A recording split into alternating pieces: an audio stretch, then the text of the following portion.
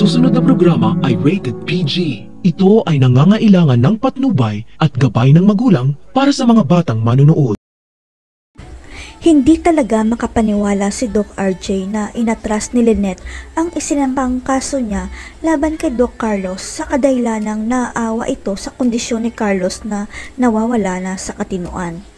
Noong una, gustong sampahan ni Lynette ng kaso si Carlos para pagbayaran nito lahat ng kasalanan niya, pero nang makita ni Lynette na umihi si Carlos, biglang nagbago ang isip niya.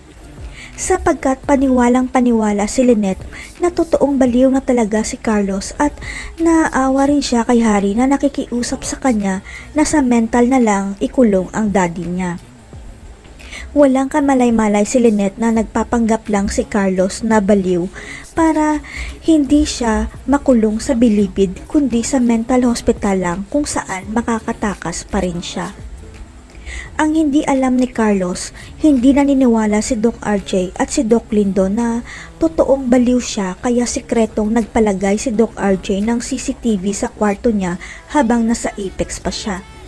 Ang nais lang naman ni Doc RJ na protektahan si Lynette at Annalyn, pero mukhang si Lynette ang nababaliw dahil hindi niya sinampahan ng kaso si Carlos na nagtangka sa buhay nila.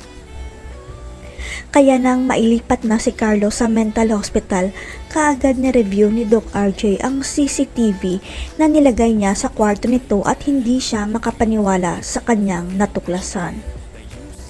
Mapapatunayan na rin ni Doc RJ kay Lynette at Annalyn na tama sila ni Doc Lindon na nagbabaliw-baliwan lang talaga si Carlos para hindi na siya makulong sa bilangguan.